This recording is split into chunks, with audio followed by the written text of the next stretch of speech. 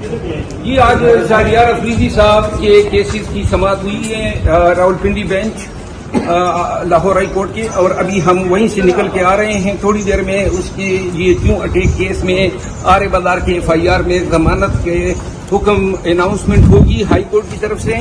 ہمیں کبھی امید ہے کہ انشاءاللہ جو تکلیف شہریار افریدی نے بک کی ہے جیل میں، اس کے خاندان نے بک کی ہے، اس کے رفقائے کار نے بک کی ہے، جو ظلم تشدد جبر اس کے ساتھ ہوا ہے، آج انصاف کی فتح ہوگی اور شہریار افریدی جو ہے وہ ضمانت پر انشاءاللہ رہا ہو جائے گا. ایک اور خوشخبری ہے، آج ہی شہریار افریدی کی 3 PO جو DC کوارٹ میں جو ہے پروکلیم کی تھی، وہ بھی پشاور ہائی کورٹ نے آج کل عدم قرار دی ہے. تو لہذا شہریار افریدی کی اگر آج ضمانت ہو جاتی ہے تو اس کی ریلیز میں کوئی رکاوٹ اور نہیں ہے، تو پھر رہا ہونا چاہیے. Thank you so much. DC راغله هغه تاسو کو چې تاسو ولې 3 PO کې ارست کړي، دا خو تقریبا 2 میاشتو نه په جیل کې دننه دی، لہذا د لا ان آرډر دا سچویشن خراب کړو چې تاسو دا غي په وجه دی ارست کړی دی.